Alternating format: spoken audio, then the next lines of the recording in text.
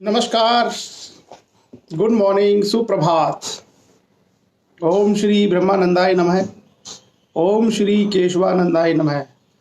स्वागत है आप सभी लोगों का मॉर्निंग सेशन में। और जैसा कि हम लोगों ने भारत के भूगोल के बारे में अपनी चर्चा आरंभ की है और हम लोग बेसिक भारत की जो भौगोलिक विशेषता है इसके बारे में चर्चा कर रहे हैं, ताकि सभी लोग भारत से परिचित हो सकें कि भारत में नदी, पहाड़, नदियाँ, झीलें, झरने, वन संपदाएं क्या क्या है और हम अपने देश को अच्छे तरीके से जान पाएँ।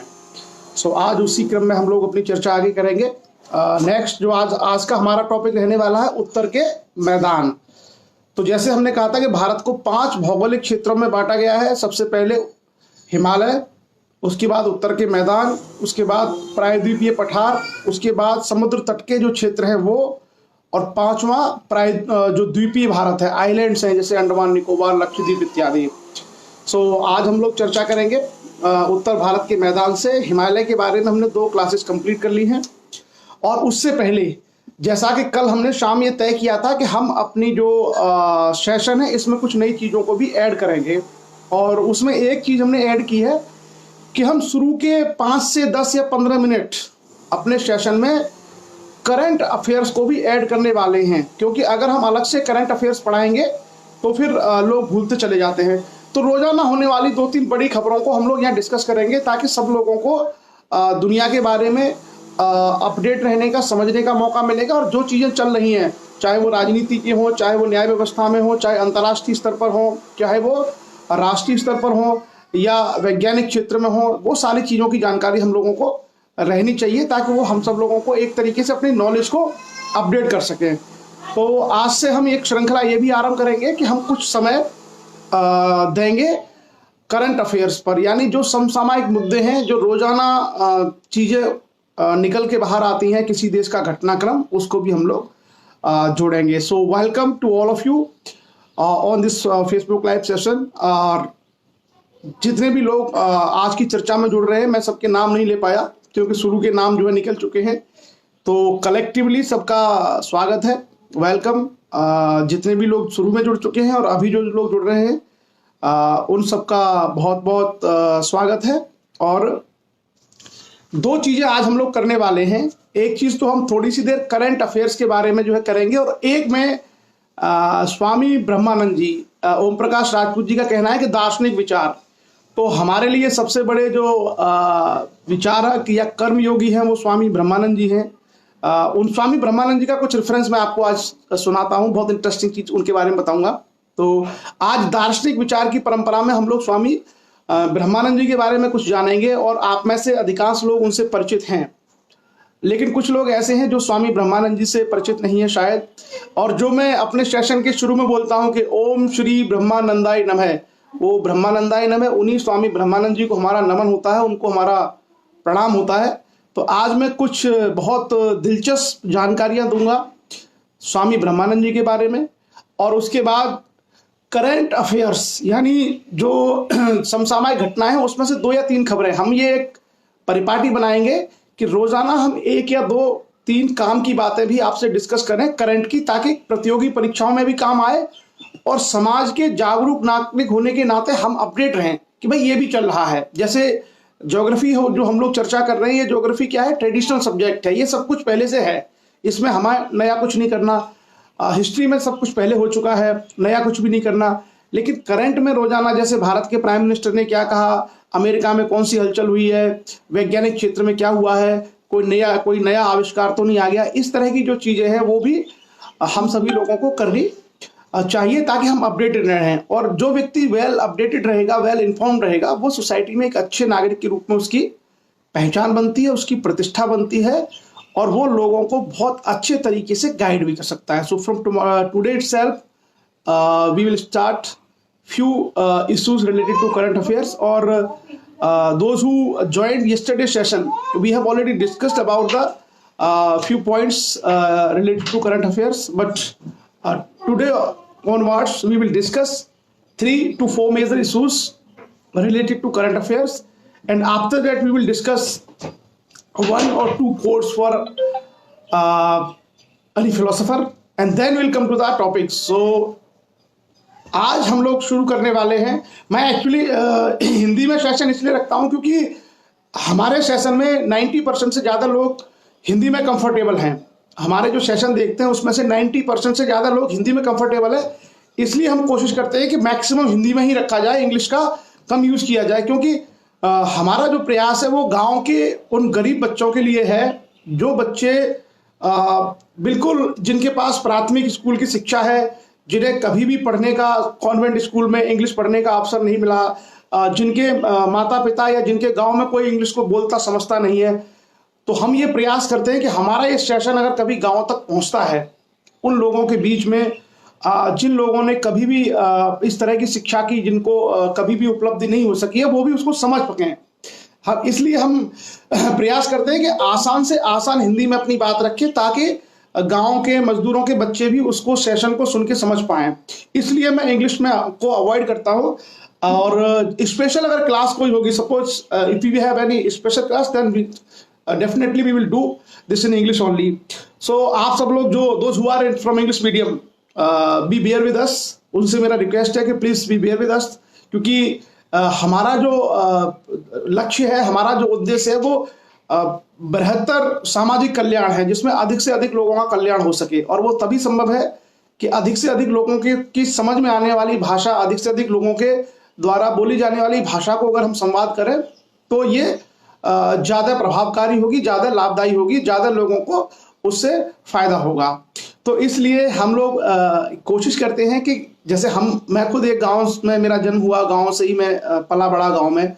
तो मैं ये चाहता हूं कि जो चीज़ें हमने अपने बचपन में की, जो हमारा अपना खेलना कूदना, जो हमारी अपनी भाषा थी, जो हमने अपनी पढ़ाई की, वो सारी चीज़ों का अनुभव हमारे पास है। तो हम समझ सकते हैं कि गांव में क्या मनोदशा होती है, कैसी शिक्षा होती है, किस तरह की जीवन प्रणाली होती है, किस तरह की बोलचाल और भाषा और खान पान होता है। इसलिए हम लोग ये प्रयास करते हैं कि हम उनके भाषा के लेवल पर जाकर के चीज़ों को करें, वहाँ पर जाके कर, क्योंकि हम लोग अपना जो सारा काम है वो इंग्लिश में ही करते रहते हैं। तो हम कहीं ऐसा ना हो कि हम खुद अपनी जो मौलिक चीज़ें हैं उनसे दूर हो जाए। तो इसी बात को ध्यान में रखते हुए हम लोग ये प्रयास करते हैं कि भाषाई स्तर पर हम लोग ग्रामीण संस्कृति को पुनर्जीवित करते रहें और गांव, गरीब, मजदूर, किसान के बच्चों तक हमारी शिक्षा की बातें पहुंचे, ऐसा हम लोग प्रयास करते रहे। तो जिन लोगों ने इंग्लिश मीडियम में एजुकेशन ली हुई है, खास करके ग्रेजुएशन किया है, पोस्ट ग्रेजुएशन किया है और they are working in various fields, उनसे मेरा यही रिक्वेस्ट है कि please be aware with us, आप हमारा साथ रहिए। हिंदी तो आपको भी समझ में आती होगी और थोड़ा बहुत अगर कहीं कोई क्वेश्चंस या कहीं कोई ऐसा विषय जो रहता है आपको क्लियर नहीं होता है तो you can ask that. Okay, so thank you, thanks to all of you. बहुत बहुत धन्यवाद आप सभी लोगों का। Now we will start. सबसे पहले स्वामी ब्रह्मानंद जी, आज के हमारे दार्शनिक स्वामी ब्रह्मानंद जी हैं। स्वामी ब्रह्मानंद जी का नाम आप में से अधिकांश लोगों ने सुना होगा। स्वामी ब्रह्मानंद जी का जन्म बरहरा गांव पड़ता है, तहसील राठ, जिला हमीरपुर, उत्तर प्रदेश। वहां उनका जन्म हुआ था 4 दिसंबर 1894, 4 दिसंबर 1894 को, एक किसान के घर में। और किसानों के जैसे बच्चे होते उसी तरीके से गांव में अपना उनका पालन पोषण हुआ, खेलना कूदना बच्चों की तरह। और जो गांव में उस समय जो ब्रिटिश काल में जो भी स्कूल रहे होंगे वहां पर उनकी कोई छोटी मोटी शिक्षा हुई थी केवल। उसके बाद जैसा कि पहले जमाने में बात शादी हो जाती थी कम उम्र में, तो स्वामी ब्रह्मानंद जी का भी बाल्यावस्था में विवाह हुआ और उसके बाद उनका एक पुत्र हुआ। उसके बाद उन्हें वैराग्य हुआ और ज्ञान की पिपासा उनके अंदर जागृत हुई और ज्ञान की खोज में वो संन्यास ग्रहण करके अपने घर से चले गए। और जाने के बाद स्वामी जी कानपुर में गंगा घाट पहुंचे, वहां से फिर हरिद्वार गए और उन्हें फिर अंततः ज्ञान की प्राप्ति हुई। उन्होंने साधना की और ज्ञान की प्राप्ति होने के बाद वो स्वामी ब्रह्मानंद कहलाए। उनका नाम बेसिकली ओरिजिनल नाम था शिवदयाल, तो शिवदयाल उनका नाम समाप्त हो गया और वो स्वामी ब्रह्मानंद कहलाए। स्वामी जी ने अपना नाम भी खुद रखा था और अपने जो वस्त्र हैं खुद ही लगे थे। वो सेल्फ मेड स्वामी थे, मतलब ऐसा नहीं है कि किसी बाबा के और किसी के कहने से, उनकी अपनी अंतरात्मा ने जो है उनको स्वामी बनाया। अपनी अंतरात्मा में उनके अंदर ज्ञान प्राप्त की एक लिप्सा जागी और उन्होंने स्वयं से ही वो अपने कपड़े रंगे, स्वयं से ही अपना नाम रखा और स्वयं से वो खोजते खोजते वहां पहुंच गए। उसके बाद ज्ञान प्राप्ति के बाद वो पूरे देश में ज्ञान का प्रचार प्रसार करते रहे। और साथ ही साथ उस समय अंग्रेजों का समय था और स्वामी जी भारत के स्वाधीनता संग्राम, खास करके नमक कानून जिसको हम लोग सविनय अवज्ञा या सिविल डिसओबीडियंस कहते हैं, उसमें स्वामी जी बहुत प्रमुखता के साथ जुड़े। और हमीरपुर जिले में बुंदेलखंड में प्रमुख स्वतंत्रता सेनानियों में स्वामी जी थे। वहां दीवान शत्रुघ्न सिंह जी और कई भी लोग थे। तो स्वामी जी कांग्रेस से जुड़े और कांग्रेस से जुड़ने के बाद उन्होंने फिर आजादी के लिए काम करना शुरू किया। स्वामी जी के एक दिलचस्प किस्सा मैं आपको बता रहा हूं और वो किस्सा है जराखर कॉन्फ्रेंस। जराखर एक जगह पड़ती है हमीरपुर जिले में। तो 1938 का वाकया है, 1938 का। तो स्वामी जी क्योंकि उस समय कांग्रेस में जुड़ चुके थे और बहुत सारे लोगों से उनके संबंध हो चुके थे, तो जराखर कांग्रेस का आयोजन किया गया देश को आजाद कराने के लिए और कैसे आगे चल करके देश में बेहतर समाज की रचना हो। ये 1938 की बात है। तो स्वामी जी और दीवान शत्रुघ्न सिंह जी और उनके साथी लोग गए। जवाहरलाल नेहरू उस समय कांग्रेस के बड़े नेता थे 38 में। आपको पता होगा कि 1938 में कांग्रेस के बड़े नेताओं में उनकी गिनती होने लगी थी, जवाहरलाल नेहरू की। तो नेहरू जी को आमंत्रित करने के लिए ये सब लोग गए। तो नेहरू जी ने मना कर दिया दीवान शत्रुघ्न सिंह जी से कि मैं बिजी हूं, मेरे पास तो समय नहीं है। तो स्वामी जी ने उनसे कहा कि कोई बात नहीं, नेहरू जी नहीं आना चाहते, नहीं आए, आप एक काम करिए, कलकत्ता से और सुभाष चंद्र बोस जी को बुला लीजिए, वो आ जाएंगे। जब नेहरू जी को ये बात मालूम पड़ी कि स्वामी जी जो है सुभाष चंद्र बोस को बुला लेंगे तो मेरा क्या होगा, क्योंकि सुभाष चंद्र बोस उस समय भारत में लोकप्रियता के मामले में सबसे ऊपर थे। और नेहरू जी को यह डर था कि मेरे जो प्रतिद्वंदी हैं वो सुभाष चंद्र बोस हैं, क्योंकि सुभाष चंद्र बोस कांग्रेस के भी अध्यक्ष बने थे 38 में। तो नेहरू जी को लगा कि भाई ये तो गड़बड़ हो जाएगी अगर सुभाष चंद्र बोस आ गए हमीरपुर में और बड़ी कॉन्फ्रेंस होने वाली है जराखर में, मतलब बड़ी लाखों की संख्या में लोग आने वाले हैं। तो फिर उन्होंने जवाहरलाल नेहरू ने उनको बुलाया, स्वामी जी और सब लोगों से कहा कि भाई ठहरिए, मैं आपको समय देता हूं। फिर उन्होंने अपने उसको बोला सहायक को कि भाई समय निकालो, और तो जिद्दी है स्वामी जी लोग। तो फिर समय निकाला गया और जराखर कॉन्फ्रेंस हुई। जराखर कॉन्फ्रेंस में यह कहा जाता है कि लाखों की संख्या में लोग आए और भारत में इस तरह की कॉन्फ्रेंस बहुत कम होती थी जिसमें लाखों लोग एक ग्रामीण क्षेत्र में आए। आज भी आप देखेंगे जराखर एक बहुत छोटी सी जगह है, वहां लाखों लोग आए और उन लाखों लोगों के लिए तमाम सुविधाएं वहां पर की गई, पानी की व्यवस्था, खाने की व्यवस्था, टेंट इत्यादि। उस जमाने में 1938 यानी आज से लगभग आप समझ लीजिए कि 80-85 साल पहले की बात हो रही है। उस समय स्वामी जी ने और तमाम बड़े बड़े नेताओं को हवाई जहाज से, कारों के माध्यम से वहां पहुंचाया गया। लाखों की संख्या में लोग इकट्ठा हुए और पूरे सफल कार्यक्रम के रूप में जराखर कॉन्फ्रेंस संपन्न हुई। उसके बाद तो स्वामी जी का नाम हो गया पूरे देश में।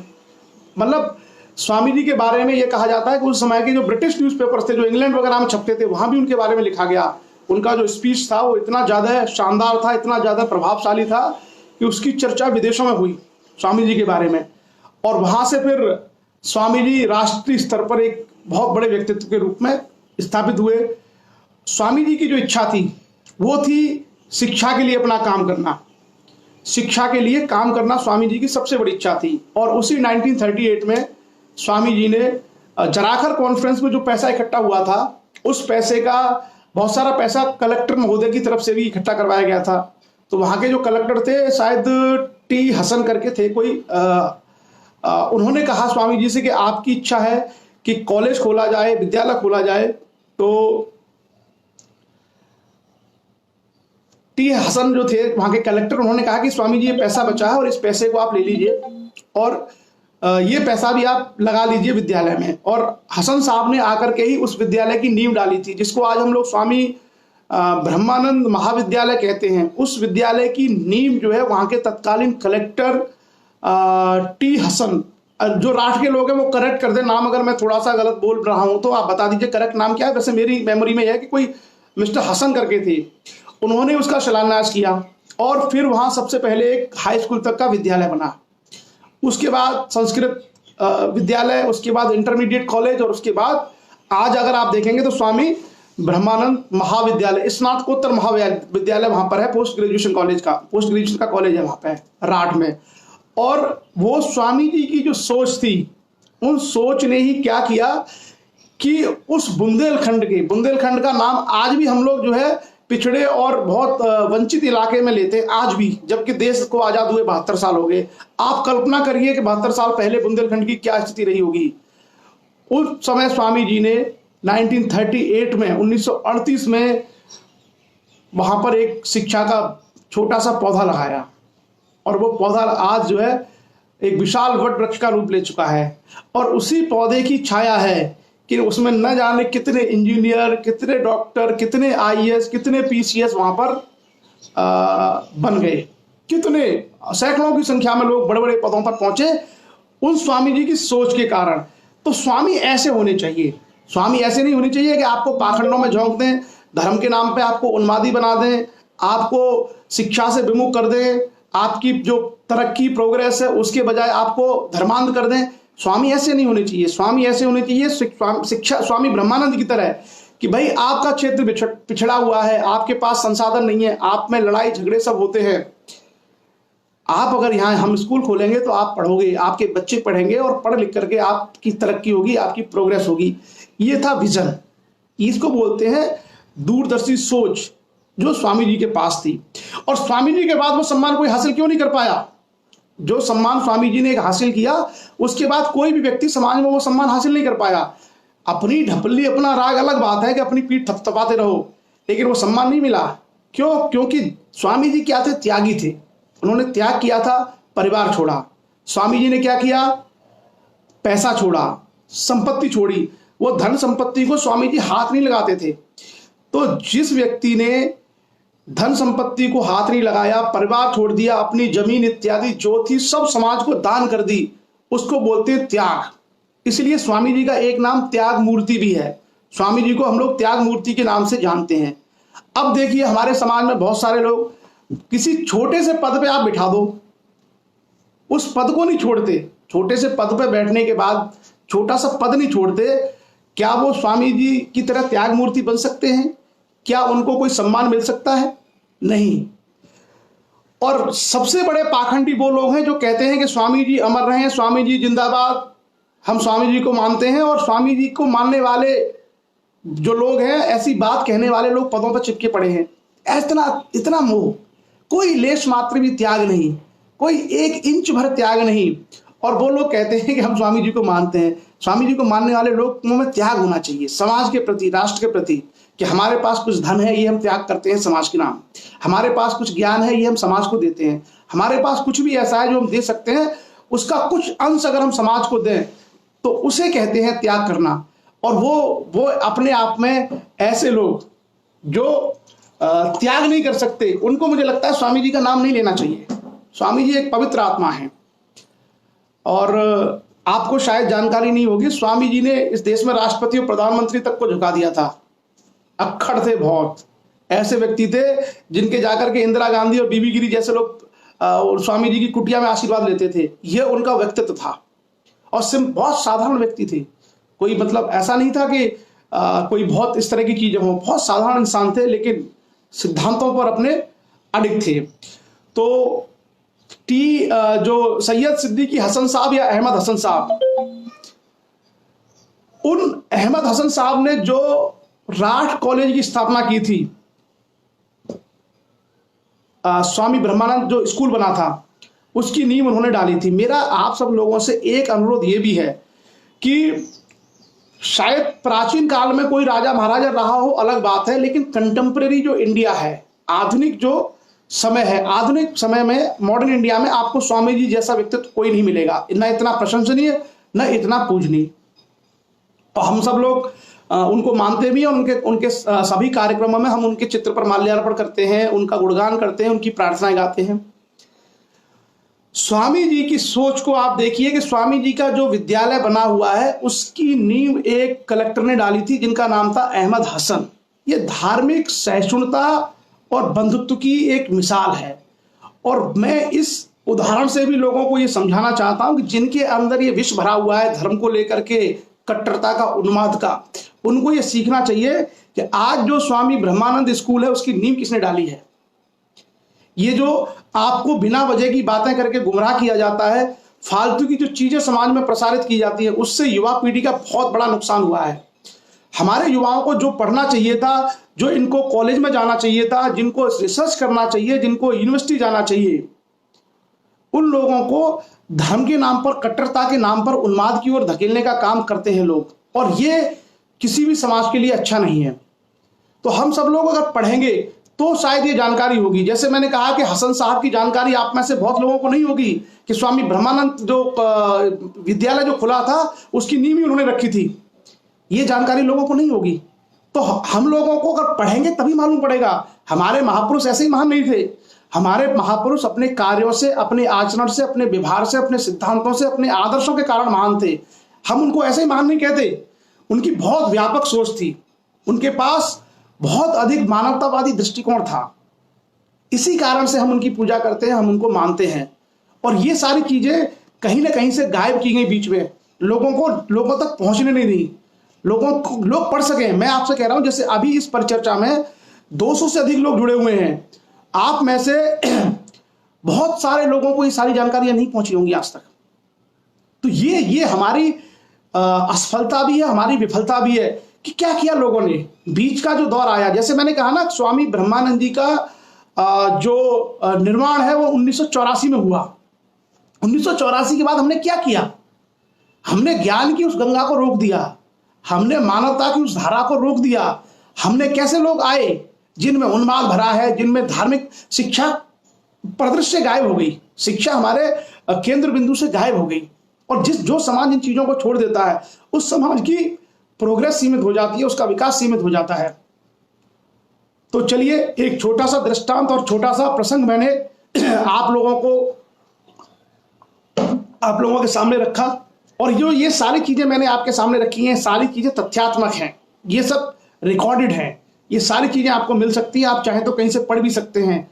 और स्वामी जी को समझने के लिए और पढ़ने के लिए आप लोग स्वामी जी के संसद में दिए गए भाषण, स्वामी जी 2 बार मेंबर ऑफ पार्लियामेंट रहे थे, तो स्वामी जी ने संसद में जो अपने भाषण दिए थे, किसानों को लेकर के, मानवता को लेकर के, गांव को लेकर के, खेती को लेकर के जो उन्होंने भाषण दिए थे, आप सब लोग चाहें तो वो उनके भाषणों को पढ़ सकते हैं और उनके माध्यम से हम लोग वो विजन समझ सकते हैं कि एक ऐसा भी संत था, एक ऐसा भी स्वामी दूरदर्शी था जो इस संसद में पहुंच करके भी उस गांव के गरीब आदमी के दर्द को महसूस करता था, उसके उत्थान के लिए निरंतर लगा रहता था।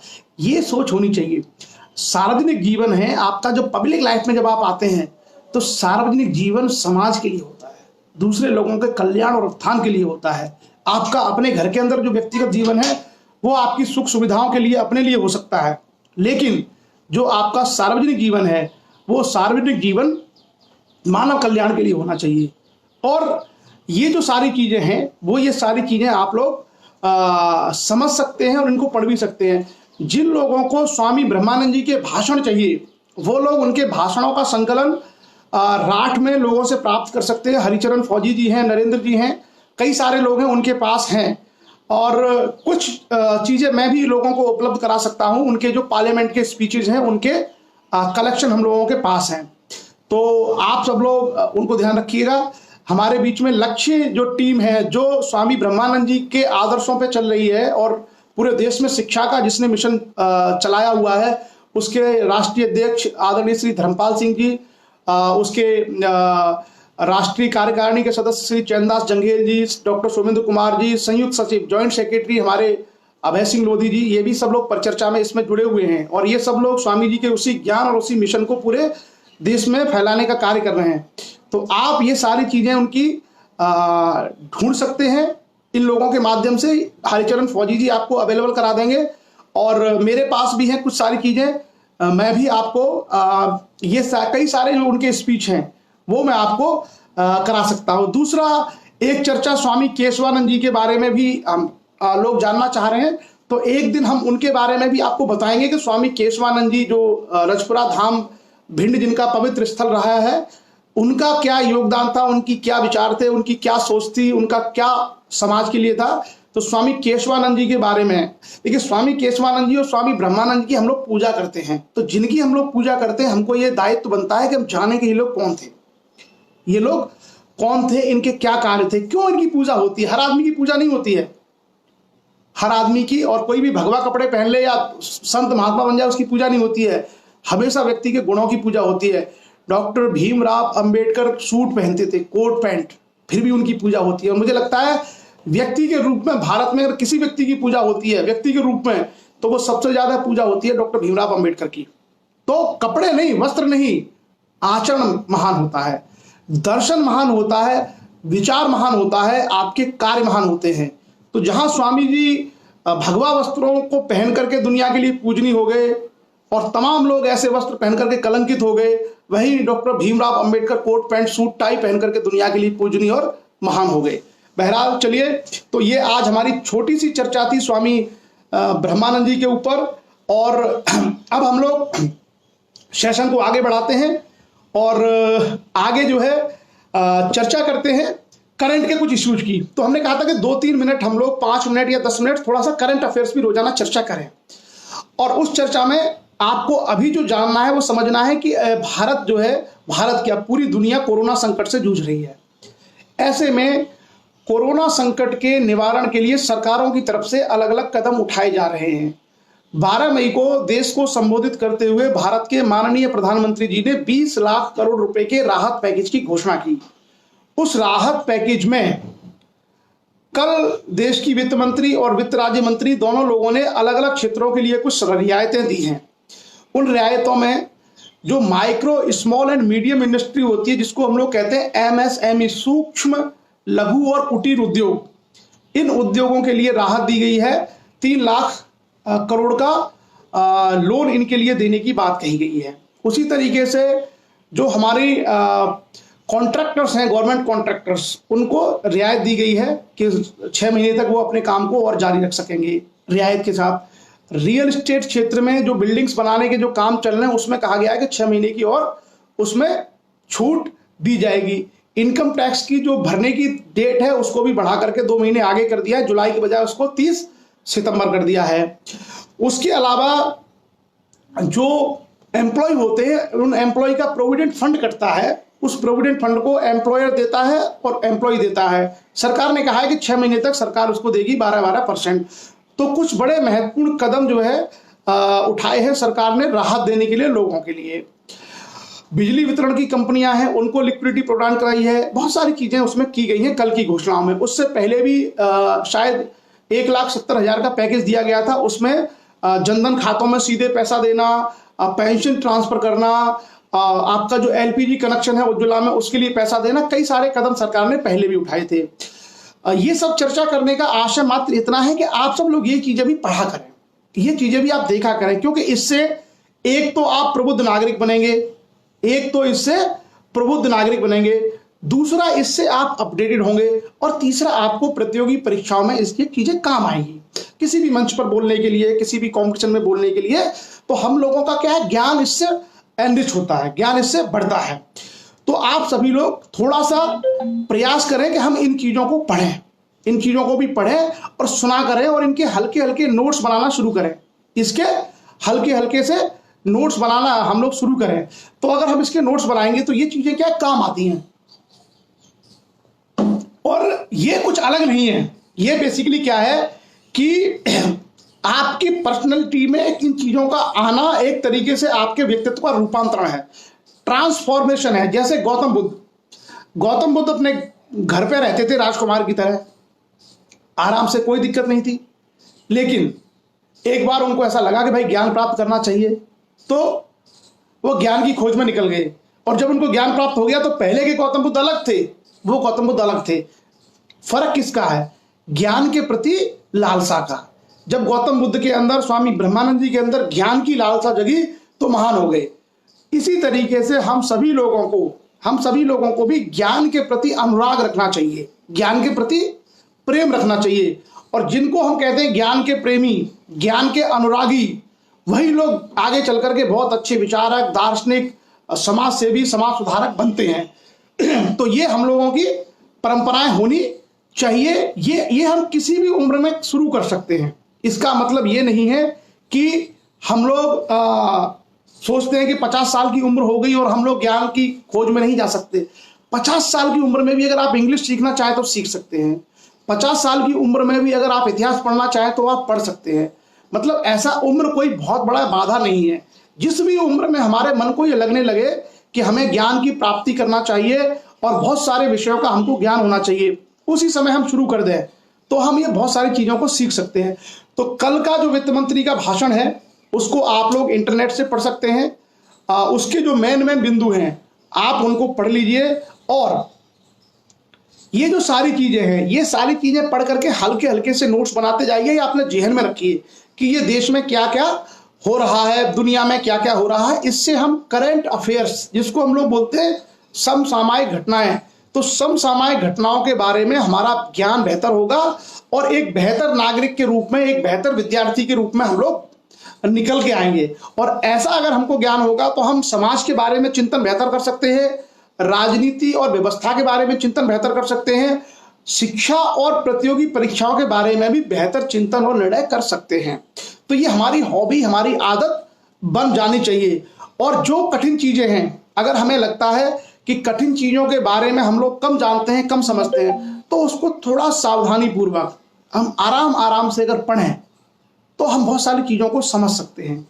कोई भी ऐसा विषय, कोई भी ऐसी चीज नहीं है जिसको हम आसानी से समझ नहीं सकते। बस हमें थोड़ा सा उसके प्रति परिश्रम करना चाहिए, थोड़ा सा धैर्य रखना चाहिए। हर चीज सीखी जाती है। जैसे मैंने कहा ना कि जो अकबर बादशाह था, अकबर अनपढ़ था। अब आप लोगों को हंसी आ रही होगी, अकबर जो है अनपढ़ था, वो पढ़ना लिखना नहीं जानता था और 13-14 साल की उम्र में वो हिंदुस्तान का बादशाह बन गया था। आज तो लोग प्रधानमंत्री बनते हैं 50-60 साल की उम्र में। वो 14 साल का लड़का जो है इस देश का बादशाह था। अकबर पढ़ा लिखा भी नहीं था और पूरी जिंदगी पढ़ाई नहीं, वो उसको रुचि नहीं थी, लेकिन उसको कॉमन सेंस बहुत मजबूत था, उसकी मेमोरी बहुत शार्प थी। यानी किसी भी व्यक्ति का नाम याद रखना, किसी भी निर्णय को याद रखना, कॉमन सेंस बहुत तेज था उसका, डिसीजन लेने की एबिलिटी। तो आप देखो 55-56 साल तक उसने राज किया भारत पे, 50 साल तक, और भारत को एक आर्थिक महाशक्ति के रूप में बदला था अकबर ने। तो मैं ये कह रहा हूं कि अगर कुछ चीजें आपको नहीं भी मिल पाई है, मान लीजिए बचपन में हमको एजुकेशन नहीं मिल पाई है, ये नहीं मिल पाया, तो भी हमको निराश नहीं होना है, फिर भी हम सीख सकते हैं। बस अपने अंदर वो जिज्ञासा पैदा करनी है कि उसको हम लोग सीख सकते हैं। तो आप जो है कल के भाषण को देख लीजिएगा और उस स्पीच में कई जो घोषणाएं मैंने आपको बताई हैं, एमएसएमई को लेकर के हो, इनकम टैक्स रिटर्न को लेकर के हो, जो कॉन्ट्रैक्टर्स हैं उनको लेकर के हो, बिजली वितरण की कंपनियां हैं उनको लेकर के हो, रिफंड जो है जो वापस किए हैं उसको लेकर के हो। तो ये जो सारी की सारी चीजें हैं उसको आप लोग देख सकते हैं और पढ़ सकते हैं और थोड़ा सा पॉइंट फॉर्म में आप उनको याद करना आप स्टार्ट कर दीजिए। अब मतलब आप समझना शुरू कर दीजिए, क्योंकि हम लोगों को हमेशा गंभीर विद्यार्थी बनना चाहिए, सीरियस स्टूडेंट बनना चाहिए। तो सीरियस स्टूडेंट का काम होता है कुछ काम की चीजें लिख लें और लिख करके उनको हल्के हल्के से अपन नोट्स बना लें, ये बड़े काम आते हैं। तो चलिए, ये हमारा करंट अफेयर्स के लिए थोड़ा सा कैप्सूल था आज। आगे आगे हम इसको और बढ़ते जाएंगे और अब हम लोग आते हैं अपने मूल विषय पर, जिसकी चर्चा हम लोगों ने सुबह के सत्र में आरंभ की है, वो है भारत का भूगोल। और भारत के भूगोल में हम लोगों ने अब तक बात की है हिमालय के बारे में। आज हम लोग बात करेंगे उत्तर के मैदान। उत्तर के मैदान क्या है? खास करके सिंधु, गंगा और ब्रह्मपुत्र नदी तंत्रों के द्वारा बने गए मैदान। तो हमने हिमालय की चर्चा की हुई थी। हिमालय के दक्षिण में और जो प्रायद्वीपीय भारत है, जिसको पठारी भारत कहते हैं, उस पठारी भारत और हिमालय के बीच के क्षेत्र को मैदान कहा जाता है। उसे हम कहते हैं मैदान। और ज्यादा प्रचलित नाम तो गंगा के मैदान है, लेकिन गंगा के मैदान मात्र नहीं है, इसमें सिंध और उसकी सहायक नदियां जैसे सतलज, रावी, चेनाब, झेलम, ब्यास के द्वारा बने हुए मैदान है। गंगा और गंगा की सहायक जैसे यमुना है, टोंस है, सोन है, केन है, बेतवा है, आपका रामगंगा है, इन गंडक है, घाघरा है, इनके द्वारा बने हुए मैदान। और उधर आपका ब्रह्मपुत्र जो नदी आती है उसमें लोहित है, सुबनसिरी है, दिहांग है, दिबांग है, वो सारी नदियों के माध्यम से जो मैदान बने हैं। तो 3 नदी तंत्र प्रमुख हैं, सिंध, गंगा और ब्रह्मपुत्र, और इनकी सारी सहायक नदियों के द्वारा ये मैदान निर्मित किए गए हैं। ये मैदान राजस्थान से शुरू होते हैं और राजस्थान से लेकर पूर्व में ब्रह्मपुत्र घाटी तक आसाम तक जाते हैं। उसके बाद आसाम के आगे पहाड़ शुरू हो जाते हैं। लगभग 7 लाख वर्ग किलोमीटर एरिया भारत का मैदान कहलाता है। जो मैदान है, उत्तर के मैदान, ये 7 लाख वर्ग किलोमीटर है। भारत का कुल जो क्षेत्रफल है वो 32,87,263 वर्ग किलोमीटर है। उसमें से 7 लाख वर्ग किलोमीटर केवल ये मैदान है, जिनको हम लोग उत्तर के मैदान कहते हैं। और इन मैदानों में लगभग 2400 किलोमीटर तक ये मैदान राजस्थान से लेकर के आसाम तक फैले हुए हैं। भारत की लगभग 60% जनसंख्या इन्हीं मैदानों में निवास करती है। भारत की लगभग 60% जनसंख्या इन्हीं मैदानों में निवास करती है और ये मैदान उर्वर भूमि के लिए जाने जाते हैं। भारत की सबसे जो उपजाऊ भूमि है, वो सबसे उपजाऊ भूमि इन्हीं मैदानों में है। इन्हीं मैदानों में भारत की सर्वाधिक उपजाऊ भूमि है, जिसमें आप देखेंगे गंगा यमुना के बीच का दोआब, सिंध नदी, रतलज, रावी, ब्यास के द्वारा पंजाब के मैदान, ब्रह्मपुत्र घाटी, बंगाल, इसमें सब तरह की बहुत फसलें होती है, जैसे गेहूं है, धान है, जौ है, गन्ना है, कपास है, बाजरा है, ज्वार है, तमाम तरह की आपको खेती दालें इस एरिया में मिलेंगी। तो ये जो सारी चीजें हैं, ये सारी की सारी चीजें आपको गंगा के और खास करके जो उत्तर के मैदान हैं, इन उत्तर के मैदानों में आपको देखने को मिलेंगी। और उत्तर के जो मैदान हैं वो भारतीय इतिहास और भारतीय संस्कृति के एक तरीके से कह सकते हैं प्रजनन केंद्र हैं। मतलब भारत में सभ्यता और संस्कृति का जो सबसे बड़ा केंद्र रहा है, आप प्राचीन काल से देख ले, वैदिक सिविलाइजेशन से लेकर के आज तक, तो ये जो क्षेत्र है ये भारत में भारतीय इतिहास और संस्कृति के जन्मदाता रहे हैं। आप जितने भी पौराणिक आख्यान सुनेंगे लगभग सभी आपको इसी एरिया में मिलेंगे। उसके अलावा आप यदि जो साम्राज्य हैं, जैसे मगध साम्राज्य, कन्नौज, जहां से भारत का शासन हुआ है, दिल्ली, ये जो पूरे भारत का शासन सत्ता का संचालन चाहे पाटलिपुत्रा से हुआ हो, चाहे कन्नौज से हुआ हो, चाहे आपका दिल्ली या इंद्रप्रस्थ से हुआ हो, ये सारी की सारी चीजें भी कहाँ हैं? उत्तर के इन्हीं मैदानों में हैं। तो भारतीय इतिहास, भारतीय संस्कृति, भारतीय सभ्यता की जननी के रूप में, केंद्र के रूप में ये उत्तर के मैदान जाने जाते हैं। और देश की अधिकांश आबादी भी इन्हीं क्षेत्रों में निवास करती है। खेती और एग्रीकल्चर मैंने आपको बता दिया है। अब अगर हम देखें कि ये मैदान को 3 हिस्सों में बांटा गया है। बेसिकली ये जो मैदान है ये 3 भागों में है। एक राजस्थान वाला भाग है, उस राजस्थान वाले भाग के अलावा, उस राजस्थान के भाग के अलावा जो पंजाब हरियाणा वाला क्षेत्र है, उसके बाद उत्तर प्रदेश वाला एक बिहार वाला क्षेत्र है और उसके बाद ब्रह्मपुत्र का क्षेत्र है। तो ये इस तरीके से इस एरिया को डिवाइड किया गया है सहूलियत के हिसाब से, समझने के हिसाब से। तो जैसा मैंने कहा कि सिंध नदी और सिंध की जो सहायक नदियां हैं, सिंध और उसकी सहायक जो नदियां हैं, वो जो सहायक नदियां हैं वो आपकी हिमालय से निकलती हैं सारी। और हिमालय से निकलने के बाद अंबाला एक जगह पड़ती है हरियाणा में। अंबाला के आसपास की भूमि ऊंची है, वो भूमि ऊंची है। तो हिमालय से आने वाली नदियां पश्चिम की ओर मुड़ जाती हैं। वो जो नदियां हैं हिमालय से आने वाली, वो पश्चिम की ओर मुड़ जाती हैं। कौन सी? सिंध और उसकी सहायक, जैसे सिंध नदी है, झेलम है, चिनाब है, रावी है, व्यास है, सतलज है, ये पश्चिम की ओर मुड़ करके अरब सागर में चली जाती हैं। और अंबाला की जो ऊंची भूमि है उसको कहते हैं जल विभाजक, उसको कहते हैं जल विभाजक। और उसी अंबाला की ऊंची भूमि से जो इधर से नदियां जाती हैं, जैसे गंगा है, यमुना है और बाकी जो नदियां हैं, वो उस भूमि से पूर्व की ओर मुड़ जाती हैं और बंगाल की खाड़ी की तरफ चली जाती है। तो रिवर का डायरेक्शन चेंज होता है, नदियों का डायरेक्शन चेंज होता है। एक ही एरिया से हिमालय से निकलने वाली नदियां कुछ पश्चिम की ओर चली जाती हैं और कुछ पूर्व की ओर चली जाती हैं। तो जो पश्चिम की ओर जो नदियां चली जाती है, उन पश्चिम की ओर जाने वाली नदियों से ही राजस्थान, हरियाणा और पंजाब के मैदानों का निर्माण हुआ है। और जो नदियां पूर्व की ओर आती हैं, जैसे गंगा है, यमुना है, आपका गंडक है, रामगंगा है, घाघरा है, गोमती है, सोन है, केन है, इन सब नदियों के माध्यम से आपके उत्तर प्रदेश, बिहार और बंगाल वाले मैदानों का निर्माण होता है। और जो ब्रह्मपुत्र घाटी है उसमें हमें आसाम और उसके आसपास के क्षेत्रों में मैदानों का निर्माण दिखाई देता है। सबसे पहले तीन चार शब्द हैं, उनको उनका अर्थ मैं आपको बता दूं, फिर हम चर्चा करेंगे कि ये मैदान क्या क्या हैं। सबसे पहले एक शब्द आता है भाबर। आप लोगों ने सुना होगा भाबर। तो जो भाबर मैदान है वो पंजाब, हरियाणा, उत्तर प्रदेश, हिमाचल, उत्तराखंड के जो शिवालिक पर्वत हैं, यानी सबसे जो इधर वाले पर्वत है, उन पर्वतों के नीचे की जो एरिया है उसमें 8 से 10 किलोमीटर की चौड़ाई के एरिया को भाबर कहते हैं। जो बिल्कुल हिमालय की तलहटी से लगे क्षेत्र है उसको हम लोग भाबर के नाम से जानते हैं। और गर्मियों के दिनों में क्या होता है कि इस भाबर क्षेत्र में जो छोटी छोटी नदी और जो वितरकाएं हैं उनमें जो पानी होता है वो पानी यहाँ पे क्या दिखाई देना बंद हो जाता है। ये पानी इस भाबर के क्षेत्र में भूमिगत हो जाता है, वहां पानी दिखता नहीं है।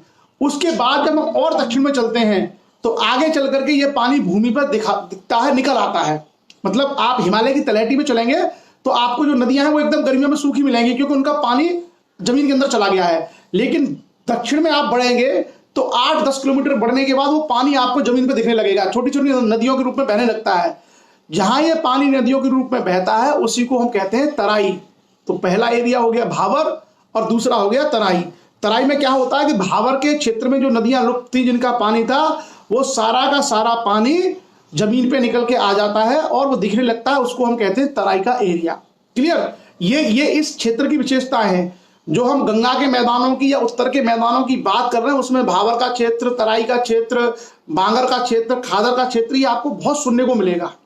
ये शब्द आपको बहुत सुनने को मिलेंगे। एक आता है बांगर। बांगर वो क्षेत्र होता है जो ऊंचा भाग जिस पर बाढ़ का पानी नहीं पहुंच पाता। राजस्थान में ज्यादातर बांगर है। जहां बाढ़ का पानी न पहुंच पाए ऊंचे एरिया को कहते हैं बांगर। ये बांगर वो क्षेत्र हैं जो बाढ़ से अप्रभावित रहते हैं, बाढ़ का पानी जहां तक नहीं पहुंचता है। और उसके बाद एक एरिया है जिसको हम कहते हैं खादर। खादर का मतलब होता है ऐसा क्षेत्र जहां पर बार बार बाढ़ का पानी पहुंचता रहता है। जहां बार बार जैसे किसी नदी में बाढ़ आई, उसका पानी 1 किलोमीटर आगे तक पहुंच गया, तो उस एरिया को बोलते हैं खादर। उस एरिया को खादर बोलते हैं। जो लोग गंगा नदी के किनारे जैसे कासगंज के लोग हैं, आपके फर्रुखाबाद के लोग हैं, बुलंदशहर के लोग हैं, वो जानते हैं अच्छे तरीके से खादर क्या है। उन लोगों को अच्छे तरीके से पता है कि खादर किसको बोलते हैं। और जो राजस्थान के लोग हैं जहां बाढ़ का पानी नहीं पहुंचता, वो जानते हैं कि बांगर क्या है। वो बांगर क्या है।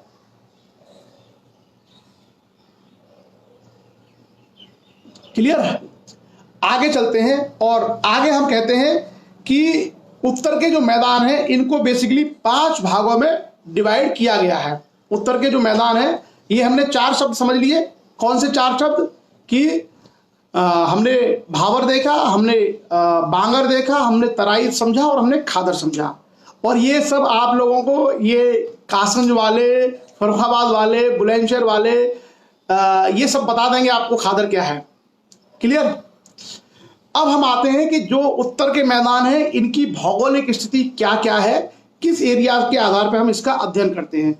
तो इनको बेसिकली 4 भागों में बांटा गया है। सबसे पहले पश्चिमी मैदान जिसमें राजस्थान और पंजाब, हरियाणा का क्षेत्र शामिल है। उसके बाद उत्तर मध्य मैदान जिसमें उत्तर प्रदेश शामिल है। फिर पूर्वी मैदान जिसमें बिहार और बंगाल शामिल है। और उसके बाद ब्रह्मपुत्र के मैदान। ये 4 हिस्सों में बांट करके हम इसका अध्ययन करते हैं। तो सबसे पहले आएगा पश्चिमी मैदान। पश्चिमी मैदान, वेस्टर्न। तो राजस्थान की जो मरुभूमि है, जो अरावली के पश्चिम का एरिया है, जिसको हम बांगर भी कहते हैं, और जिसमें थार का डेजर्ट आता है, थार का मरुस्थल आता है, ये जो सारा क्षेत्र है, ये सारा का सारा क्षेत्र कहलाता है पश्चिमी मैदान। इसमें रेत है, रेत के टिब्बे होते हैं। आप लोग कभी जैसलमेर, जोधपुर घूमने जाएंगे तो आपको ये इस मैदान के बारे में आप देख पाएंगे इसको। और ये पूरा का पूरा एरिया शुष्क है। यहाँ वर्षा बहुत कम होती है, यहाँ पर बहुत कम बारिश होती है। लगभग 15-20 सेंटीमीटर से ज्यादा बारिश पूरे साल में नहीं होती। इस कारण से यहाँ पे क्या वनस्पतियां कम हैं और यहाँ पर नुकीली झाड़ियां यही सब मिलती हैं। आप कभी भी जाना घूमने जैसलमेर, बाड़मेर, जोधपुर, बीकानेर, तो आप पाएंगे कि इस सारे एरिया का जो राजस्थान का मैदान है उसमें बारिश कम होती है। हालांकि जैसे श्रीगंगानगर है, वहां पर एक नदी आई है, इंदिरा नहर। इंदिरा नहर के माध्यम से उत्तरी राजस्थान का बहुत बड़ा हिस्सा, जो मैदान का हिस्सा है, उसमें बारिश के बिना भी नहरों के माध्यम से खेती सुगम हुई है। तो इसलिए उस सारे एरिया में बहुत बड़ी संख्या में अब बहुत बड़ी मात्रा में कृषि कार्य संभव हो पाए हैं, इसलिए वो एरिया हरा भरा हो गया है। उसके बाद यहां पर एक नदी बहती है जिसका नाम है लूनी नदी। लूनी नदी राजस्थान की सबसे बड़ी नदी है। ये नाग पहाड़ है, वहां से निकलती है और वहां से निकलते हुए गुजरात में कच्छ का रण पड़ता है। गुजरात में कच्छ का रण है, कच्छ के रण में जाकर के ये विलीन हो जाती है। तो ये पश्चिमी जो मैदान है उनकी खासियत है। उसके बाद आते हैं उत्तरी मध्य मैदान, जिसमें पंजाब, हरियाणा और खास करके उत्तर प्रदेश। तो आपको पता है कि पंजाब और हरियाणा के जो मैदान है ये किसने बनाए हैं? सिंध और उसकी सहायक नदियां, जैसे मैंने कहा रावी है, सतलज है, व्यास है, झेलम है, चिनाब है, इनके माध्यम से इन मैदानों का निर्माण हुआ है। और कभी आप अगर पंजाब वगैरह में गए होंगे तो आपने देखा होगा कि बहुत दूर दूर तक आपको खेत दिखाई देंगे। हरियाणा में बहुत दूर दूर तक आपको खेत दिखाई देंगे जिसमें कभी गेहूं, कभी धान, कभी गन्ना, ये सारी फसलें आपको मिलेंगी। तो ये एरिया बेसिकली कौन सी नदियों के द्वारा निर्मित है? सिंध की सहायक, जैसे सतलज, रावी, ब्यास, चिनाब और झेलम और बाकी छोटी मोटी जो नदियां उनके द्वारा, उनके अवसादों से इसका निर्माण हुआ है। क्लियर? उसके बाद अगला जो मैदान है वो है उत्तर प्रदेश। खास करके यूपी में बहुत आपको मैदान मिलेंगे। अगर उत्तर प्रदेश में आप सहारनपुर से एंट्री करेंगे तो सहारनपुर से लेकर के बलिया तक, जहां पर यूपी लास्ट होता है, वहां तक आप देखेंगे कि तो गंगा और यमुना के बीच में तो आपको केवल मैदान ही मिलेंगे। गंगा और यमुना के बीच में केवल आपको मैदान मिलेंगे। कहीं थोड़ी बहुत भूमि ऊंची हो सकती है, अन्यथा आपको सिर्फ मैदान मिलेंगे। ये मैदान कैसे बने हैं? ये मैदान बेसिकली गंगा के, यमुना के और उनकी सहायक नदियां हैं। जैसे उत्तर से मिलती हैं रामगंगा है, गंडक है, घाघरा है, ये सारी नदियां मिलती हैं। इधर पश्चिम से बेतवा है, चंबल है, केन है, ये सारी नदियां भी यमुना में मिलती हैं। और इन सब के माध्यम से जो मैदानों का निर्माण हुआ है उसको हम बोलते हैं उत्तर प्रदेश के मैदान। और इन मैदानों में भी आपको मालूम है कि बहुत बड़ी जो है मात्रा में खेती की जाती है अलग अलग फसलों की, खास करके गेहूं और धान, गन्ना, रागी, ज्वार, बाजरा, सब सारी फसलें इधर होती हैं क्योंकि इधर पानी प्रचुर है, जल की प्रचुरता है। और उत्तर प्रदेश गेहूं के उत्पादन में सबसे आगे है भारत में। भारत में सर्वाधिक जो गेहूं का उत्पादन है वो उत्तर प्रदेश में ही होता है। उसके अलावा क्योंकि यहां पर बहुत सारे मैदान हैं, बहुत सारी फसलें होती है, तो पशुपालन करना भी आसान है। पशुपालन, भैंस पालना, गाय पालना, क्योंकि पानी है और वनस्पतियां हैं, खेतों में आप जो है चारा पैदा कर सकते हैं। तो इस एरिया में भारत में आपको सबसे ज्यादा पशुपालन भी मिलेगा। क्या मिलेगा? पशुपालन। भारत में पशुपालन की बड़ी मात्रा जो है यूपी में है, लेकिन संख्या हो सकता है राजस्थान में ज्यादा हो क्योंकि राजस्थान में भेड़ पालन ज्यादा होता है। लेकिन दुग्ध उत्पादन में अभी भी भारत में सबसे ज्यादा यूपी में, यानी उत्तर प्रदेश में सबसे ज्यादा दुग्ध उत्पादन होता है पूरे भारत में। तो गेहूं का उत्पादन हो, गन्ने का उत्पादन हो, दूध का उत्पादन हो, ये पूरे भारत में सबसे ज्यादा उत्तर प्रदेश में होता है। 3 चीजों में, शायद आलू भी यूपी में ही सबसे ज्यादा होता है। तो इसकी वजह क्या है? क्योंकि उत्तर प्रदेश के अंदर गंगा यमुना के द्वारा बना हुआ बहुत बड़ा मैदान है और तमाम छोटी छोटी नदियां हैं जिनके कारण पानी की प्रचुरता है। और समतल भूमि होने के कारण, पानी की व्यवस्था होने के कारण फसलें करना, पशुपालन करना इत्यादि यहाँ पर बहुत संभव है। ये काम आप जो है पहाड़ी राज्यों में नहीं कर सकते। जैसे पठारी क्षेत्रों में, बुंदेलखंड में अगर आप जाएंगे तो बुंदेलखंड में आप ये काम नहीं कर सकते क्योंकि बुंदेलखंड में आपको ये सारी सुविधाएं, ना तो उतना समतल भूमि है और ना ही इस तरीके से वहां पर पानी की व्यवस्था है। क्लियर? उसके बाद हम आगे बढ़ते हैं और आगे चर्चा करेंगे पूर्वी मैदान। तो बिहार और पश्चिमी बंगाल में जो मैदान है उनको हम पूर्वी मैदान कहते हैं। यहाँ पर गंगा का मध्य या निचला भाग है, यहाँ पर मध्य गंगा या निचली गंगा है और गंगा में बहुत सारी नदियां मिलती हैं। और यहाँ भूमि, यहाँ पर क्या है, जो नदी का प्रवाह है वो बड़ा स्लो है, यानी नदी बहुत स्लो बहती है। इस कारण से नदी बहुत बड़े एरिया में फैल जाती हैं। और यहाँ हिमालय से आने वाली बहुत सारी नदियां यहाँ पर मिलती हैं। जैसे आपने देखा होगा कि ये सोन नदी और ये सब नदियां हैं, ये सब वहां पर कोसी नदी इत्यादि गंगा में मिलती हैं। इस कारण से क्या होता है कि ये बाढ़ प्रभावित क्षेत्र भी रहता है। इस एरिया में बिहार और बंगाल के क्षेत्रों में बाढ़ आने की, खास करके बिहार वाले क्षेत्र में और पूर्वी यूपी में बाढ़ आने की बहुत संभावना होती है क्योंकि हिमालय की बहुत सारी नदियां यहाँ पर मिलती हैं। और जो ये मैदान है पूर्व पश्चिम से लेके पूर्व की ओर पतले हो रहे हैं। जैसे अगर आप पश्चिम में मैदान की चौड़ाई देखेंगे तो हिमालय से लेकर राजस्थान तक आप जाएंगे तो हो सकता है आपको 500 किलोमीटर मैदान मिले। लेकिन आप अगर पूर्व में बढ़ेंगे, पूर्व दिशा में, तो बिहार में जब आप देखेंगे तो इसकी चौड़ाई घट के हो सकता है 200 किलोमीटर ही रह जाए। तो 200 किलोमीटर चौड़ाई का मतलब है कि पानी के लिए जगह कम है। ऐसे में पानी को इधर उधर फैलने की संभावना ज्यादा होती है और बहुत सारी हिमालयी नदियां नेपाल की साइड से आकर के यहां मिलती है। इसी कारण से इस क्षेत्र में बाढ़ बहुत आने के खतरे रहते हैं। लेकिन पानी किसको चाहिए? धान के लिए। तो यहां बड़ी मात्रा में धान की खेती की जाती है। उसके अलावा आपने देखा होगा कि बंगाल में सुंदरवन का डेल्टा है, बहुत सुंदर है। सुंदरवन का डेल्टा गंगा नदी के अंदर एक डेल्टा है जिसमें खेतीबाड़ी भी होती है, वन भी है, जंगल भी है। और उसी सुंदरवन में आपको भारत का सबसे सुंदर पशु मिलता है।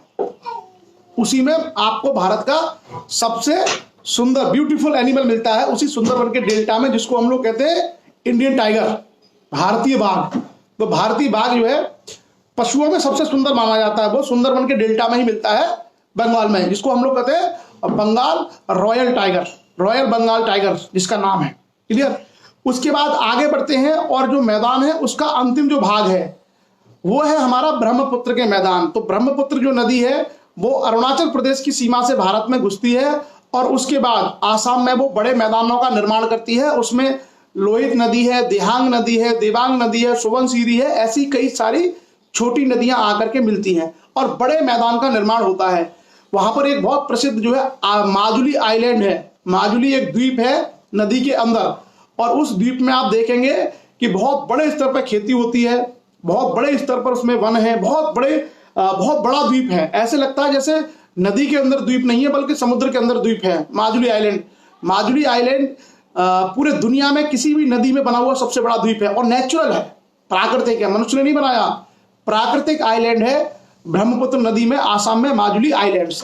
तो ये कुल मिलाकर के हमारा विभाजन हुआ पश्चिम से लेकर पूर्व तक उत्तर के मैदानों का। फसलों के बारे में मैंने आपको बता ही दिया। प्रमुख जो बड़े शहर हैं जैसे दिल्ली हो गया, राजस्थान के शहर हो गए, पंजाब के शहर हो गए, ये सब इसी में आते हैं। हरियाणा के शहर हो गए, यूपी के शहर हो गए, आपको सब पता है। बिहार, बंगाल, तमाम बड़े बड़े शहर इसी में हैं। तमाम बड़ी बड़ी औद्योगिक इकाइयां भी आपको इसी में मिलेंगी। उसके अलावा यहाँ का जो खान पान है, संस्कृति है, सब कुछ मतलब प्रचुरता में है। तो इधर जो है चीजें आपको बहुत बहुलता में मिलेगी। लेकिन फिर भी गरीबी है कुछ एरियाज में। उसकी वजह क्या है? उसकी वजह यही है कि भूमि का या तो असमान वितरण है या जनाधिक्य है, जनसंख्या बहुत ज्यादा है। तो जनसंख्या बहुत ज्यादा होने के कारण संसाधनों पर दबाव है। इसी कारण से बहुत सारे लोग गरीब हैं या भूमिहीन श्रमिक हैं। उसके अलावा इन मैदानों में आपको तमाम तरह की संस्कृति मिलेगी, तमाम तरह की सभ्यता आपको दिखाई देगी, अलग अलग तरह की बोलियां मिलेंगी, अलग अलग तरह की भाषाएं मिलेंगी। जैसे पंजाब में जाएंगे तो पंजाबी मिलेगी, राजस्थान में जाएंगे तो राजस्थानी होगी, हरियाणा में आएंगे तो हरियाणवी बोली होगी, पश्चिमी उत्तर प्रदेश में जाएंगे तो खड़ी बोली होगी, पूर्वी उत्तर प्रदेश में जाएंगे लखनऊ के पास तो अवधी होगी, कन्नौज के पास में कन्नौजी भाषा बोली जाती है। आप इलाहाबाद साइड में जाएंगे तो वहाँ इलाहाबादी, या और आगे बढ़ेंगे तो बलिया साइड में आपको भोजपुरी मिलेगी। बिहार में जाएंगे तो बिहार में अलग जो है मैथिली मिलेगी, आपको भोजपुरी मिलेगी। बंगाल में जाएंगे तो बंगाली मिलेगी।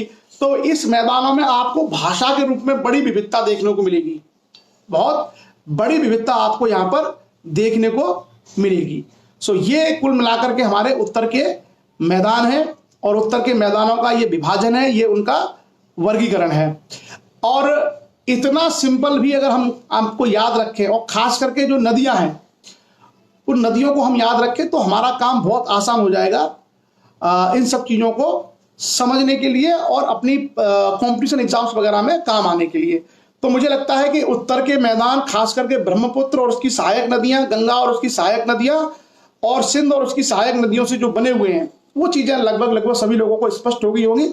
और इतना भी अगर आप याद रखते हैं तो भारत के भूगोल के बारे में आपकी बेसिक जानकारी पर्याप्त है। उतनी ही जानकारी में आपको बाकी सारा जो आपको काम है वो चल जाएगा। विद्यार्थी जो है वो थोड़ा सा और डेप्थ में जाकर के चीजों को पढ़ लें, तो अगर उसको कर लेंगे तो और बहुत आसान हो जाएगा। हरिमोहन राजपूत जी ने कहा है कि इटावा में खड़ी बोली, बेसिकली खड़ी बोली हिंदी बोली का एक रूप है। खड़ी बोली हिंदी बोली का एक रूप है और ये बेसिकली दिल्ली और मेरठ के आसपास के क्षेत्र में बोली जाती है खड़ी बोली। लेकिन आप अगर थोड़ा सा इससे आगे बढ़ेंगे दिल्ली से और आप आगरा की तरफ बढ़ेंगे तो मथुरा में आकर के आपको खड़ी बोली का वो स्वरूप दिखाई नहीं देगा। खड़ी बोली की एक शाखा ब्रज भाषा का वहां पर लोग उपयोग करते हैं। जैसे मथुरा है, अलीगढ़ है, एटा है, कासगंज है, मैनपुरी है, फिरोजाबाद है, यहाँ जो बोली बोली जाती है उसको हम लोग कहते हैं ब्रज भाषा। ब्रज भाषा भाषा नहीं है बल्कि एक बोली है। और इसी तरीके से हम जब मैनपुरी से आगे निकलते हैं इटावा की तरफ, कन्नौज की तरफ, तो जो वहां पर भाषा बेसिकली बोली जाती है, जो बोली, तो जो क्षेत्रीय बोली है वो खड़ी भाषा तो है लेकिन उसकी एक बोली है जिसको हम कहते हैं कन्नौजी। और ये कन्नौजी बोली जाती है इटावा से लेकर के, इटावा, कन्नौज, फर्रुखाबाद, कानपुर, कानपुर देहात तक के एरिया में, वहां पर ये कन्नौजी ही, इसको हम लोग कन्नौजी नाम ही इसको साहित्य में देते हैं। आप जब कानपुर से आप उन्नाव की तरफ आगे बढ़ेंगे और उन्नाव पार करेंगे तो वहां जो आपको भाषा मिलेगी उसको कहते हैं अवधी। खास करके लखनऊ, फैजाबाद, अयोध्या, इस एरिया में बोली जाती है, उसको हम कहते हैं अवधी भाषा।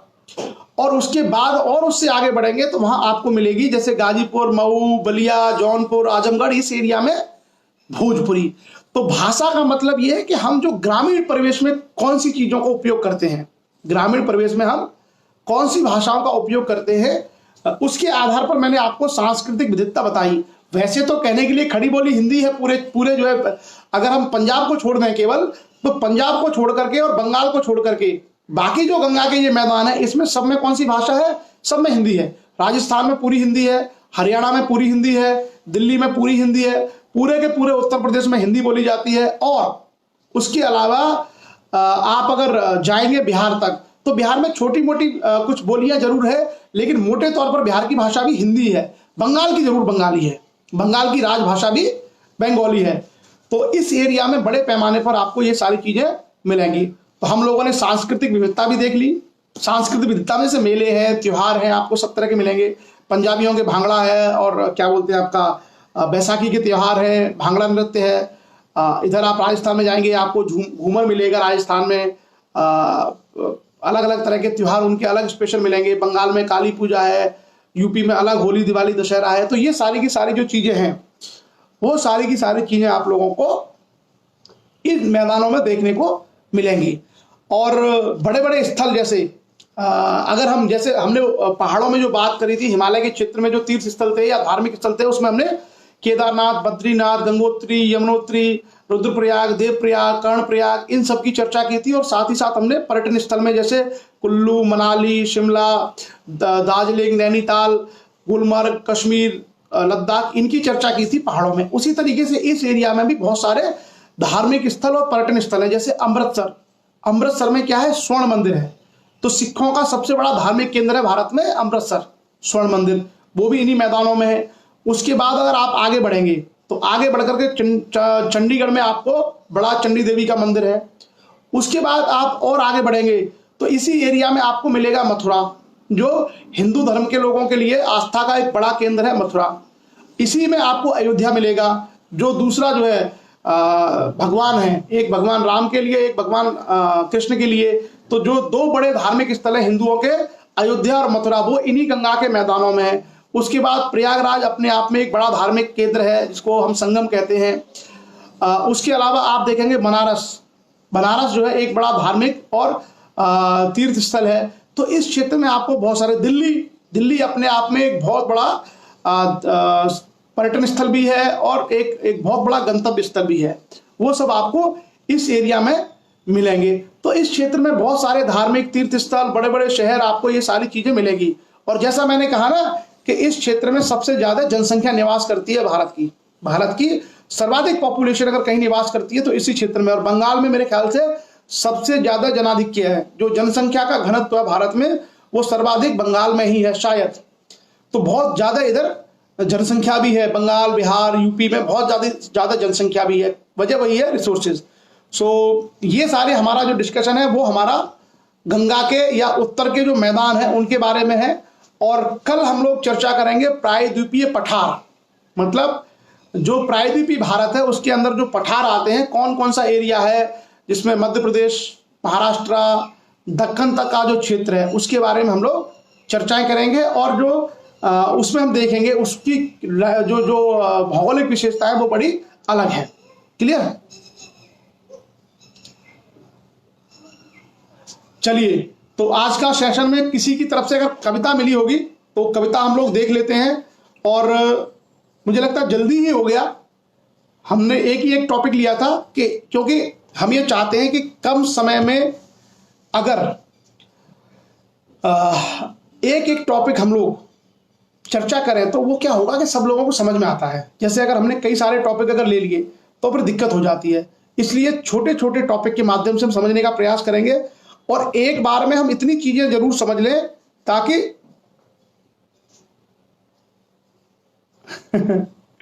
ताकि वो चीजें क्लियर रहें। मैं देखता हूं किसी की अगर कविता हमको मिली हो तो उमा राजपूत जी की कविता हमको मिली है वर्तमान स्थिति के ऊपर। उमा राजपूत जी, तो उमा राजपूत जी की एक कविता है हमारे बीच में। उमा राजपूत जी ने भेजी है ललितपुर उत्तर प्रदेश से कविता। उसके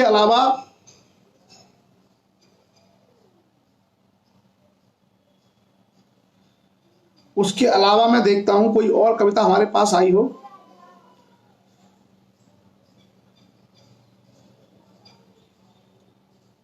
अभी एक ही कविता है उमा राजपूत जी की, वही हम पढ़ते हैं। और उस कविता में कविता है वर्तमान स्थिति के ऊपर। और सभी लोगों से मेरा ये निवेदन है कि जो कुछ भी हम चर्चा करते हैं या जो कुछ भी हम पढ़ते हैं उसको हम लोग थोड़ा सा रिवाइज करते रहें। जैसे ऑनरेबल प्राइम मिनिस्टर ने जो कहा, एक बार पढ़ लें तो थोड़ा और क्लियर हो जाएगा। ऑनरेबल फाइनेंस मिनिस्टर ने जो कहा उसको अगर थोड़ा सा टीवी से न्यूज़ देख लें या पढ़ लें तो चीज़ें हमें ज़्यादा अच्छी लगेंगी, ज़्यादा ठीक से समझ में आएंगी।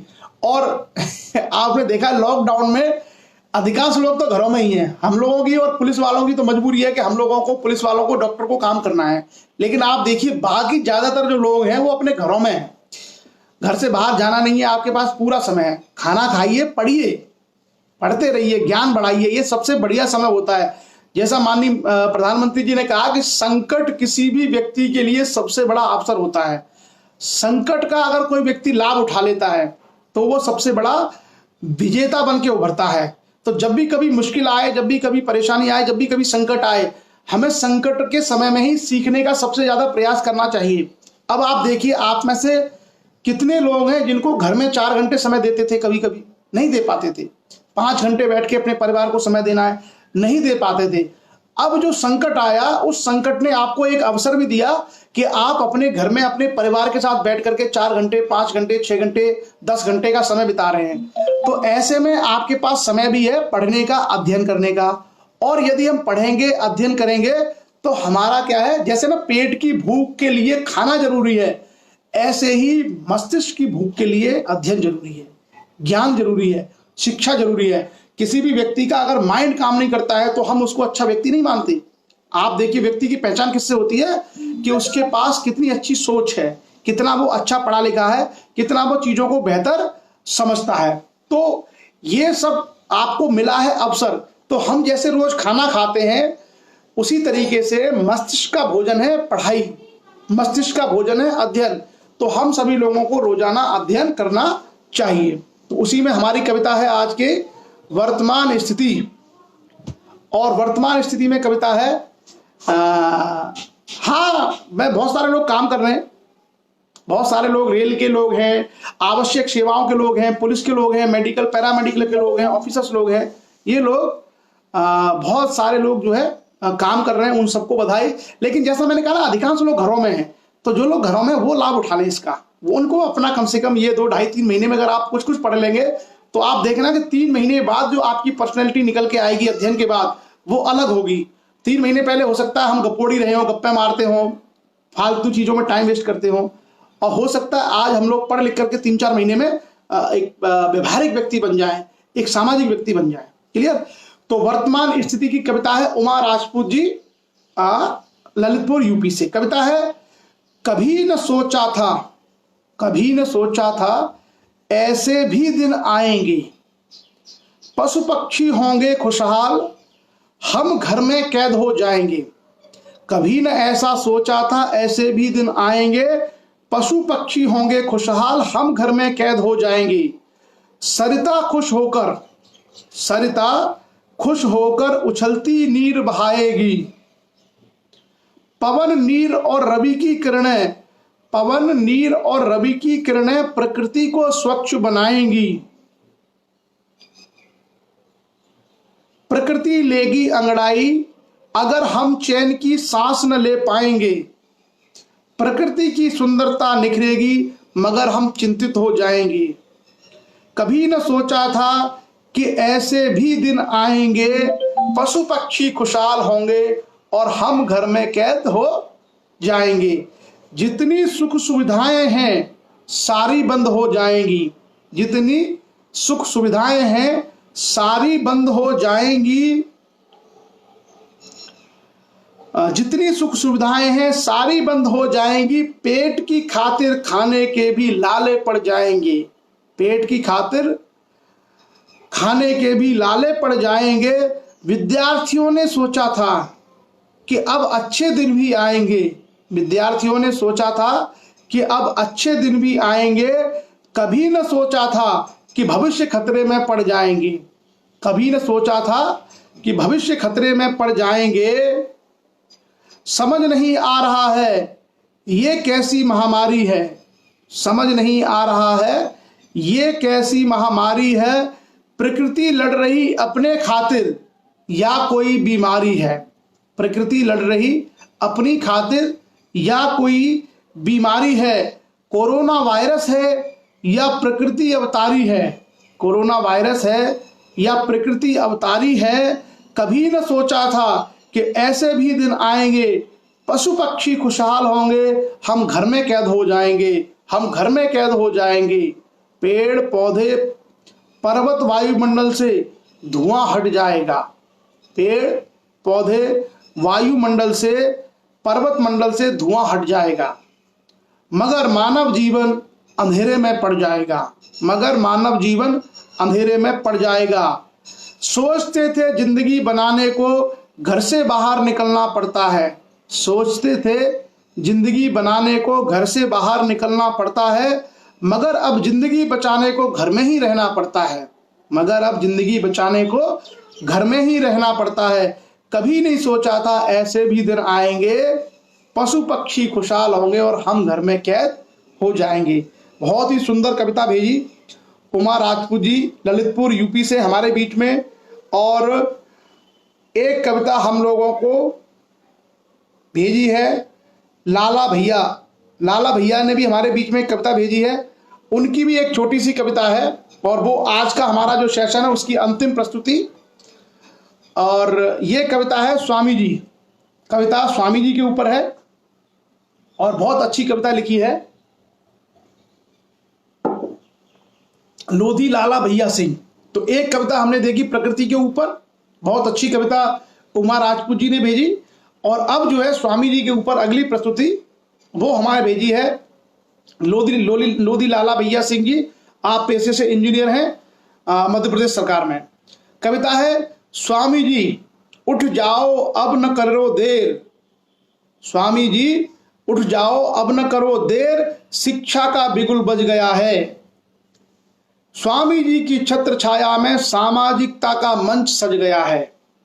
स्वामी जी उठ जाओ अब न करो देर, शिक्षा का बिगुल बज गया है। स्वामी जी की छत्र छाया में सामाजिकता का मंच सज गया है।